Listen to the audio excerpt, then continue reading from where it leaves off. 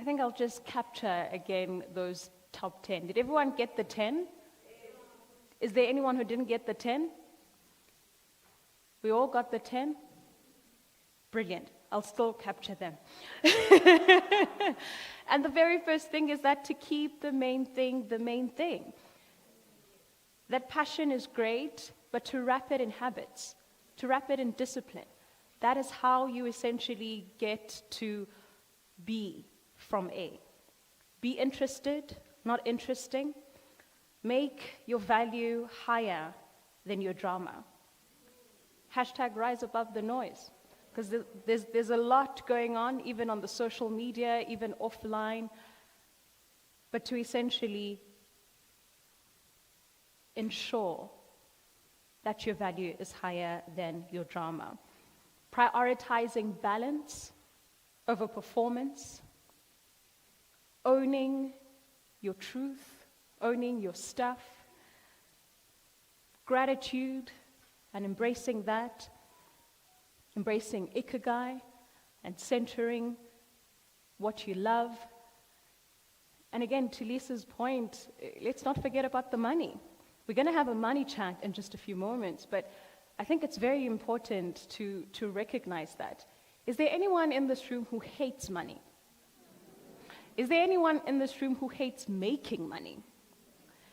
Is there anyone who hates money leaving out of their bank accounts? All right.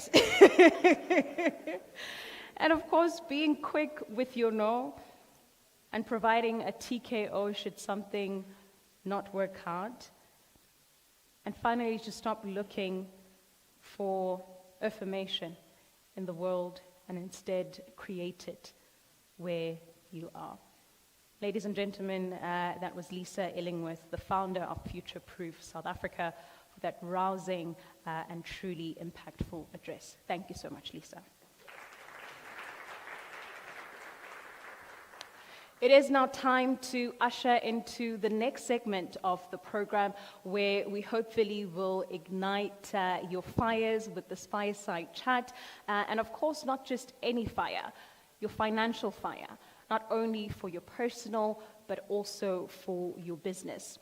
Ladies and gentlemen, for this fireside chat, please help me welcome onto the EmpowHER stage an internationally accredited money coach, as well as an award-winning best-selling author, Busi Selesho.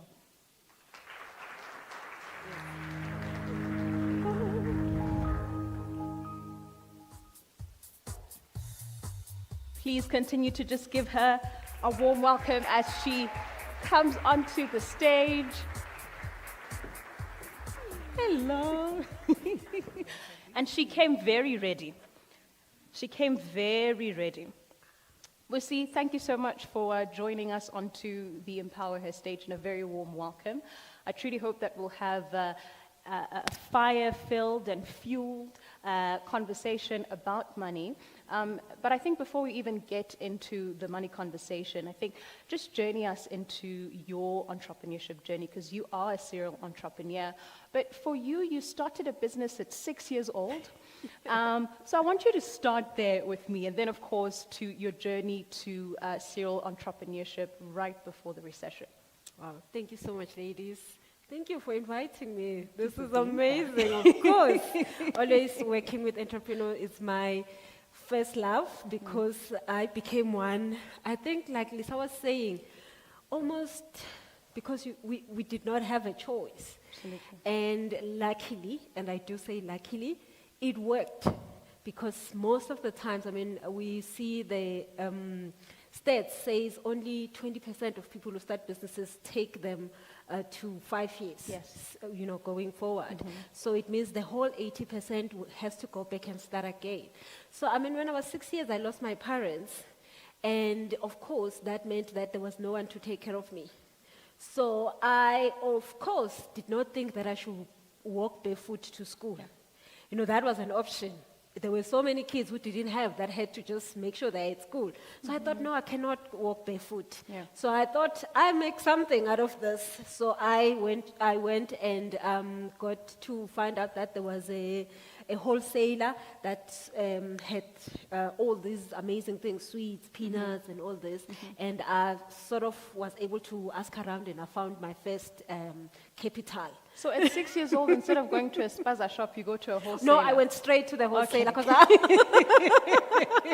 I looked around the spaza shop, prices were not making profit. So I thought, no, I will go. And I mean, the distance to the wholesaler was like probably about 4 kilometers walking. Oh, wow. And I did not tell anyone. I just sort of slipped through because they were never going to allow me, a girl walking all that way all by herself. But I went and I got to the wholesaler. It was outside of the village, and I got all my pack of sweets and this, and the wholesale price was good. Came back with them, and I went to school the next day. So I was a very a gifted child, so I didn't have problems with catching up with schoolwork. So first period, second period, third period will be the short break. I would have sold everything in my stock. Wow. And I will be selling from grade 1, which I was at grade 1, to grade 5. So I don't know how I did it, but between these periods, I made sure my stock was done. And now, from short break, I will then go to the kids who are still having their stock, who haven't sold, and I'll say to them, let me sell your stuff, then we share your money at the end of the day. So then that's how I will buy myself shoes, I'll buy myself jerseys, I'll buy myself all sorts of things. So that is when it started, and I thought, business actually makes sense, as long as you go to the wholesaler. As long as you, and then throughout then your 20s even, you still continued to invest in other businesses. Yeah. Tell us a bit about that. So of course, that was something that I was just doing to make ends meet. Of course. Then when I was in grade 12, I was told that IT is the one industry where there is money. So I thought, okay, this is it. I am going to study IT because I want to make money. And I mean, I didn't have parents. There was so much that was going on. And all I wanted was just to have money. All I wanted was just to be able to take care of myself. And I mean, at that time, most of the things that were said was that if you're a girl, you must just find a good husband, a rich husband.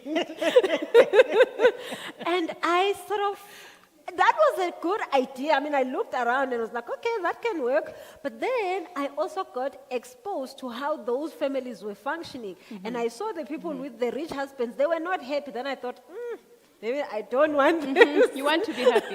So I thought, if I can make the money, I mean, literally the only thing that I knew about Joburg and the big city life was on TV. And I used to watch all these shows on how these women were doing it. And I thought, I can be that woman. Because all the women I was seeing in my village were just, they were not making sure. So I thought, I don't want to live my life like this. I wanted something better. And when that time came, I went, of course, and studied. I got, the government funding, and that went well. I got to study, finished my degree, got into a job. First job, I hated it. I was supposed to go into an internship and, earn a little bit. My first interview, they hired me. They were like, there's no way we're letting you go. I am good. You put me in front of anybody who I need to ask something from them, I'm coming out with it. I got this job. The money was amazing. But there were IT jobs at that time. They were in, the company will be so amazing and great, but the IT people will be in the basement. The job was there. You don't see anyone, you have to talk to computers the whole day. I am not that person. I got depressed, I hated my life, I hated everything. I had the money, but again, just like Lisa said, I then started to go and do all sorts of things with this money. I got so much in credit. I was having every credit you can think of. And I was earning a lot of good money. And soon I went into another job. I resigned from this. I thought it was the people or this and this. Went into another one, same thing. Third year, went into a new job, same thing. Then I sort of saw that it was not them, it was me. I love that. And I think through this journey, then you began to find your ikigai, and you were able to then have more than like 6 businesses, right? Then I go and do that after the third job. And that was how I learned about myself a little bit more, because that's when I got into 40 million rand debt. Okay, we're going to get into that.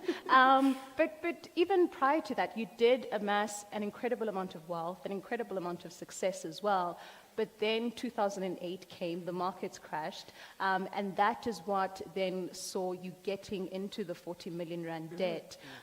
Before we even get to, and obviously I'll allow you to briefly touch on how you accumulated even that amount of 40 million rand and what enabled that, I also want you to just touch on the risk and the mitigation challenges that you learned from, because you were at risk and your business was at risk, and what lessons you really garnered from that. The biggest lesson that I think all of us as entrepreneurs must always think of a lot, because it doesn't look like something you want, Right. but it's insurance. I did not have insurance. For being, when you are an entrepreneur, you are everything. If you are sick, the business stops working. If you die, my goodness. So we have to have insurance in place. The car you're driving, sometimes when you're an entrepreneur, you're thinking, oh man, the worst cannot happen now. Right. And then you lose that car, and that is actually the car that is making everything work. So insurance was number one that I did not look at. But also number two, I did not understand, when you do your SWOT analysis, I did not take my threats serious enough. I did not take the things that I needed to take care of, Right. as in terms of preserving the world. I was just really, really all about the sales, which is very important. We have to go for the sales. Right. But I was selling, and money was coming in, and I was just spending it. It was coming in, and I mean, that was also one thing that was an emotional limiting belief for myself that I found out later. But I knew that I know how to make money. But it happens that there is a time where you cannot make money, just like when COVID happens. Right. No matter how good you are at making money, then you will not have the chance in that time. What do you do? I mean, during COVID, of course, I started businesses fresh from COVID, because COVID came and I thought, what can we do? Of course. But you have to preserve what you've already worked hard for. So that was the most example of a measure. A measure. Risk mitigation It's measure. making sure that you preserve what you've worked hard already for. Right. And I mean, you must have been dangerously good at acquiring capital, because how do you even get to 40 million rand Yeah. of debt? Yeah. And also, because it's from multiple banks as well. It wasn't just a single credit source. So the next thing is know your skills. I know I'm good at sales. What does a salesperson do? They make you understand what they are giving you. They say, this is bottle of water. If you don't have it, you will die in 3 days. Maybe you won't. But they're selling with such conviction. Yes, but they know this water, you really need it. They will tell you what vein need in your body need this water. They will tell you what happens if the water. So, if you're an entrepreneur, you have to always be fully 100% convinced on what you're doing, because then people see it in you. Then they don't doubt you. And every time I've ever done a business, it was not because I was just trying to make money. It was because I really believe this can work. And I don't sleep. And everyone then sees that energy in me, Right. that I am Right. serious about this. And they want now to make it work. I always say to women entrepreneurs, we hardly ever ask for money. You get into a room, they are here to listen to what you want. You start telling stories, too many stories. You're not asking for what you want. Right. If you could just get in and say, Right. you know what, people, I'm not going to talk too much. I need this much for this. You will have saved everybody the drama, and they will actually decide if they want to give you or not. Because also, if you are a salesperson, you must be willing to take rejection. So I found out that I was good at that skill of going and asking. So every time when I had a good idea, I went to the bank. I mean, of course, I got to learn a few things. Like, I mean, you Absolutely. go on a Thursday, you probably get more money than a Monday. There are sort of those things. But those you learn as you go along. But asking for capital is not just about you saying, I'm begging you to give me money. You are saying to the person that you're asking money from, give me your 2 rands. I will make it 4 rands. do you believe me? And they're like, yeah, definitely, I want 4 rands. I love and then it. you say, you know what, if you give me 2 rand, I'll make it 10 rand, I'll give you 4 rand. That's all you need to do. Yeah, yeah. And I think whenever we're talking about entrepreneurship, whether it's male or female, there's the F word that comes up, and that's funding. Can I have an indication of women who own businesses who are here today and perhaps are always engaging in these conferences or opportunities because you need funding? Just a raise of hands. Yeah, definitely. So everyone else doesn't need funding. All right, Standard Bank, you've heard. but on the issue of funding, I love this quote because, again, this is a skill of yours if you were able to get millions, but not only that, and match it with the sales that you're having in your business. You say, always ask for more money than you think you need. Yeah. Getting funding is the easiest thing. I'm going to repeat that. Getting funding is the easiest thing. You just need to know your value.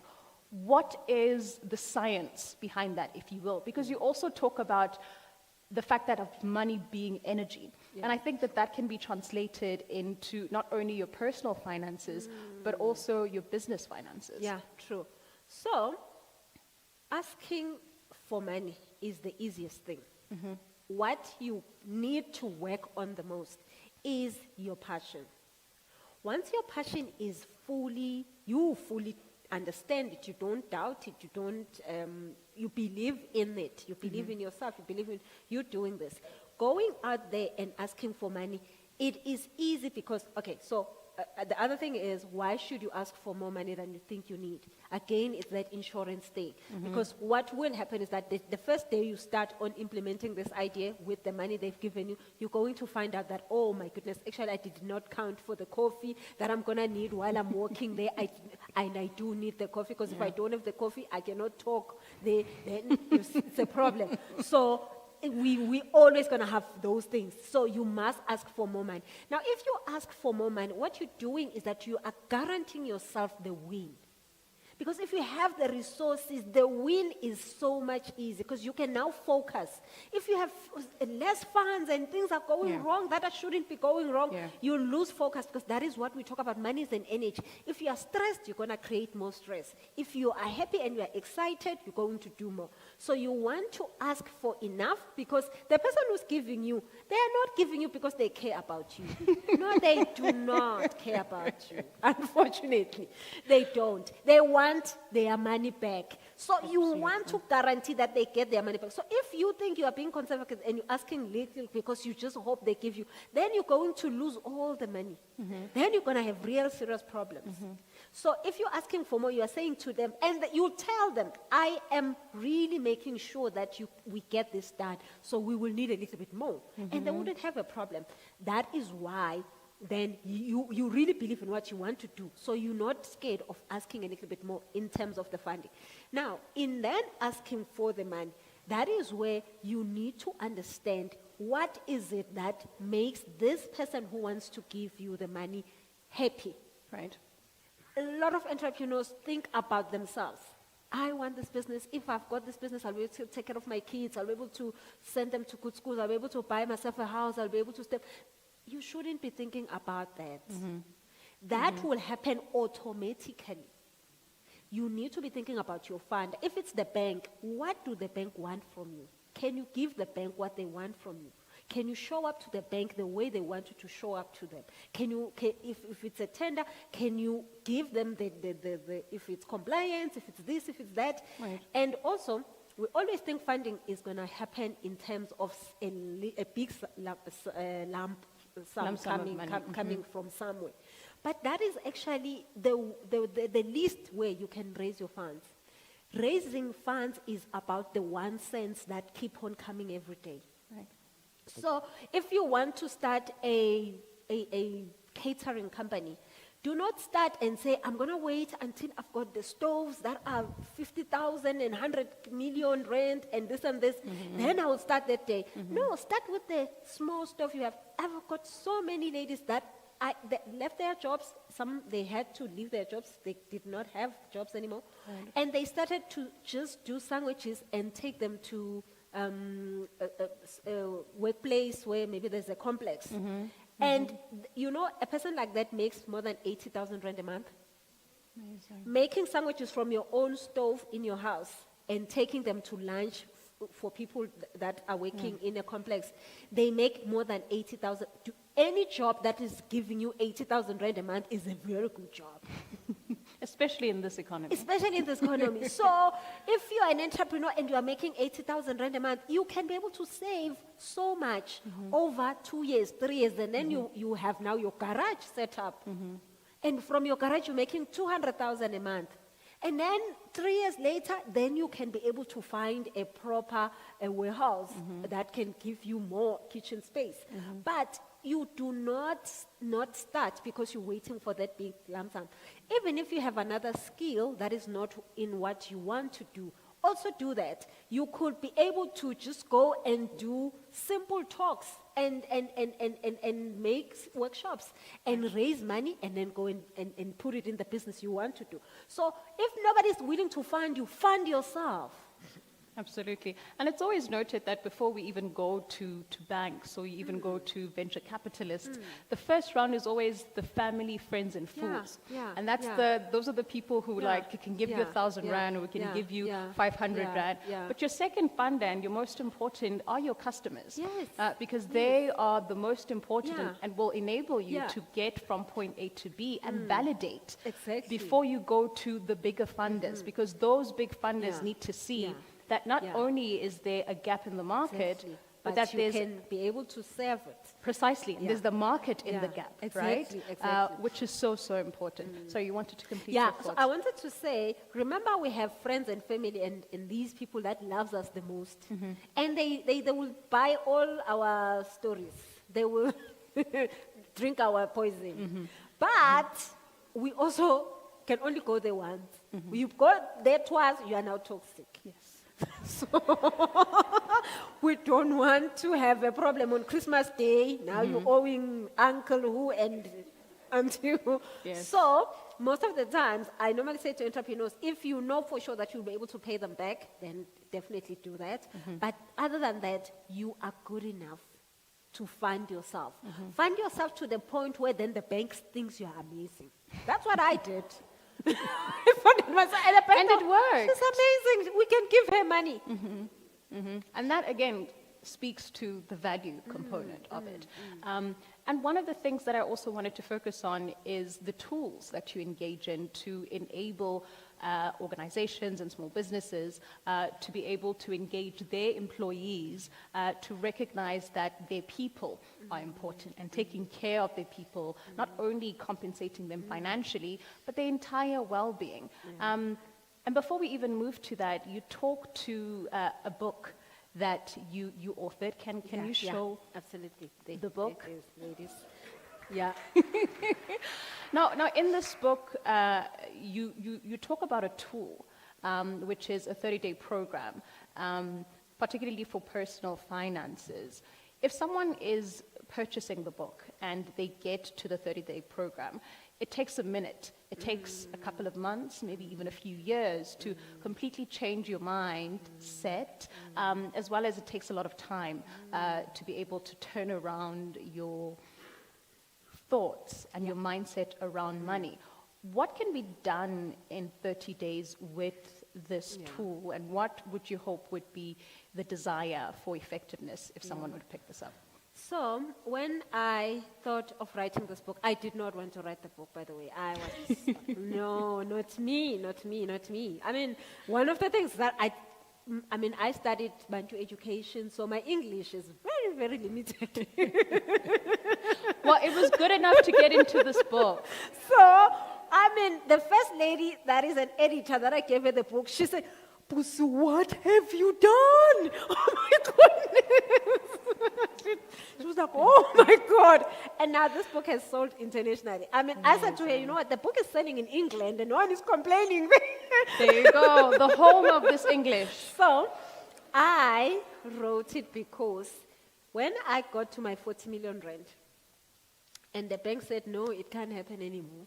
You are getting sequestrated now. We have had enough of you. And I was like, oh yeah, it's bad.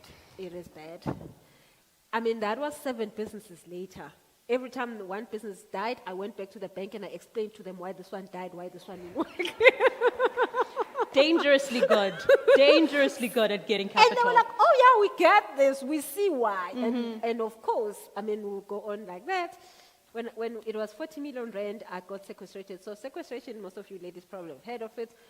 You lose everything. So 40 million rand of assets, and the bank then takes everything you've got, like your spoon, your teaspoon. If you've ever gone to an auction house and you see teaspoons that don't match, they come from those places.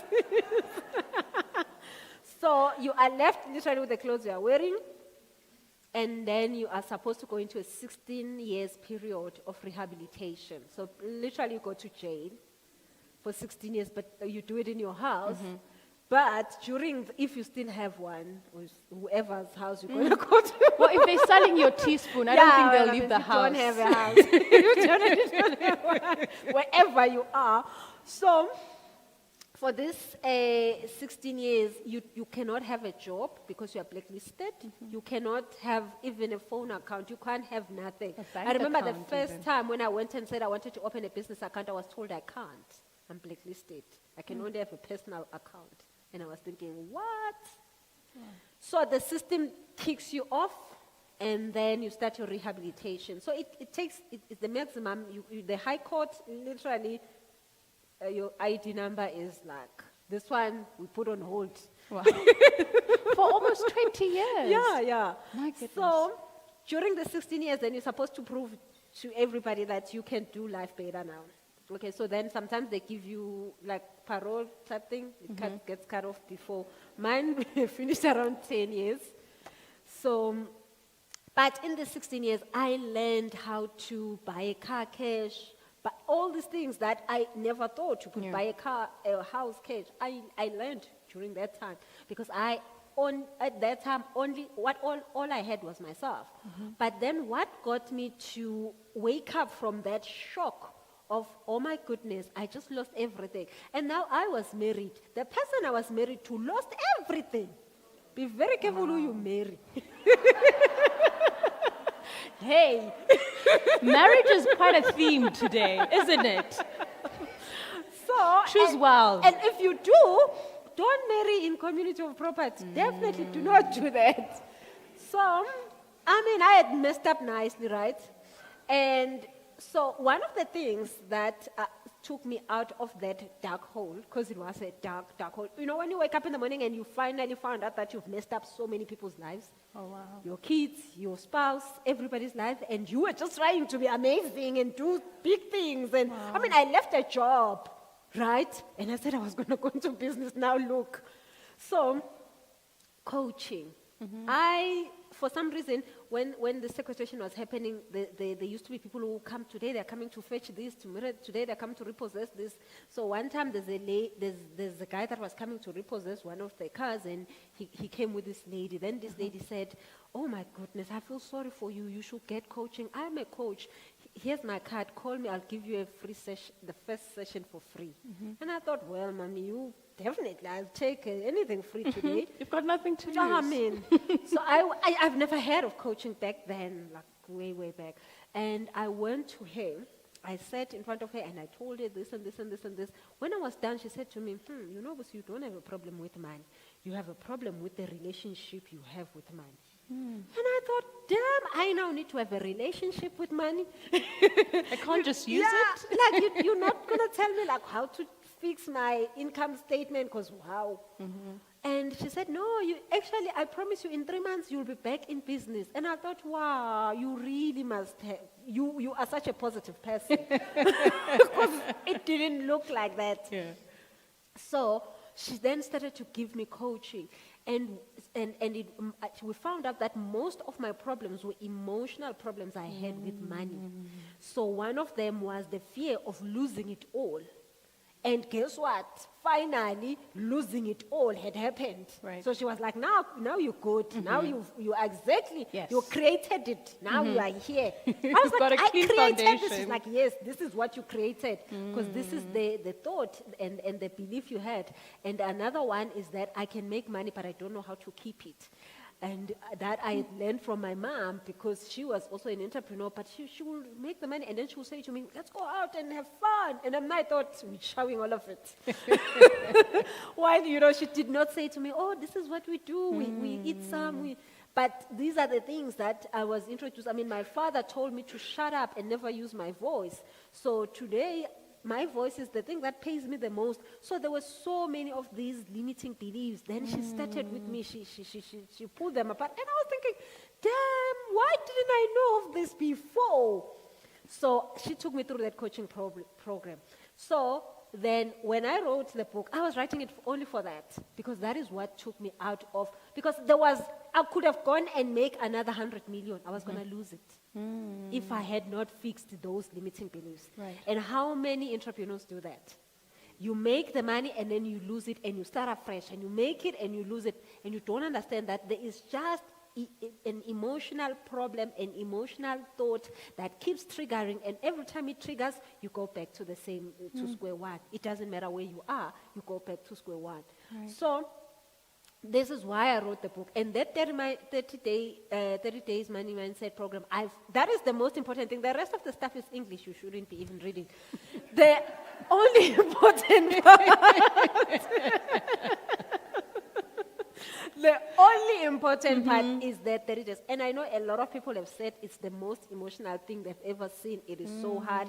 And I say to them, take it to the bathroom. At bathroom, a lot of things go right. Sit there and just be like, I'm going to do day one today. And I will finish it before I leave the bathroom. Don't leave the bathroom before you finish it. Because it's going to ask you, it's a self-coaching program that's going to ask you all the important questions that you should be looking at in your emotional space.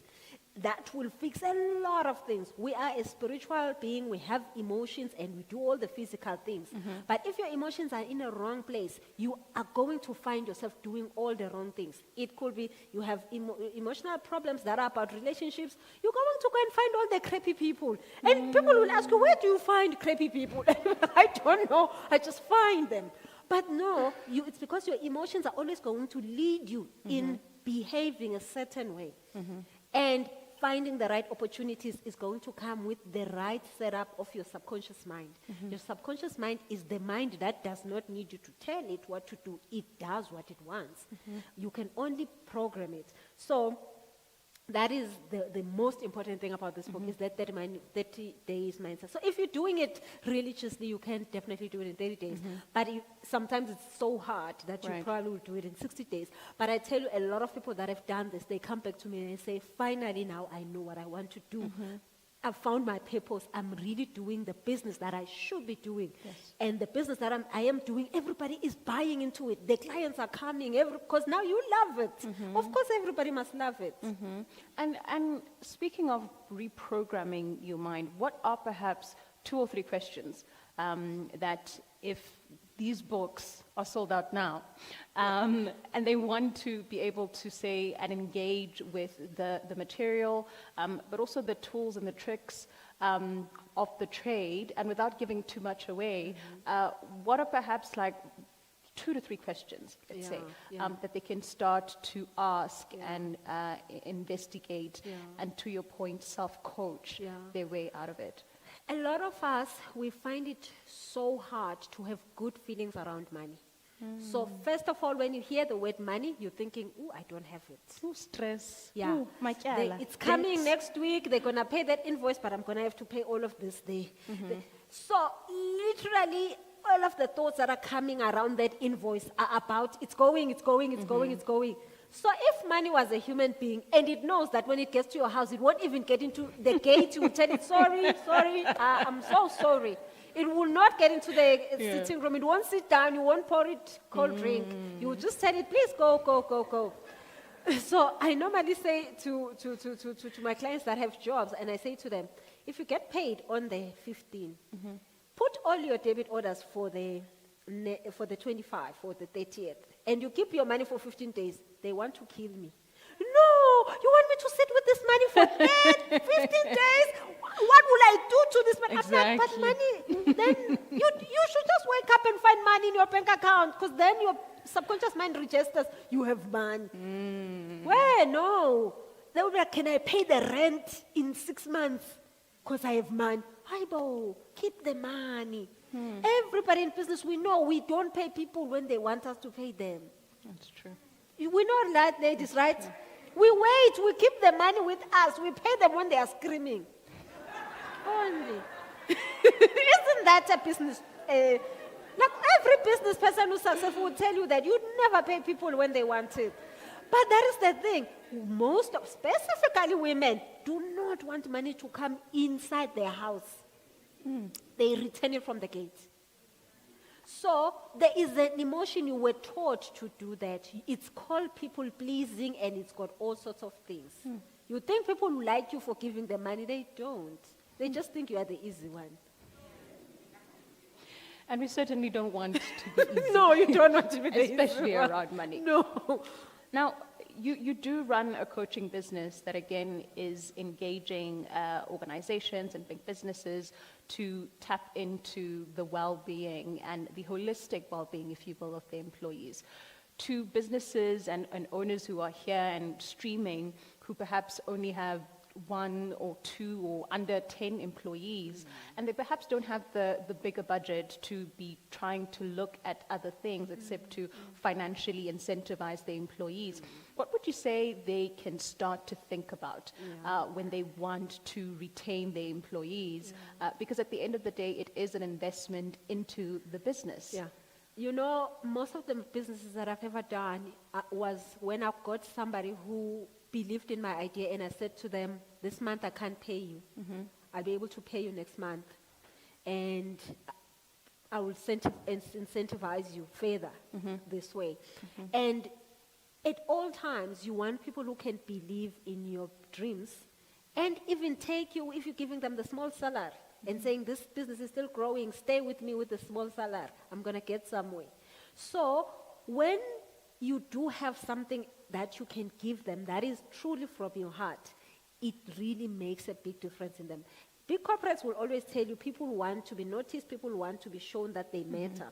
So they will take them into courses and this and this. But as a small business, maybe you don't have money to take your admin to an admin course. You just hope they can do the admin.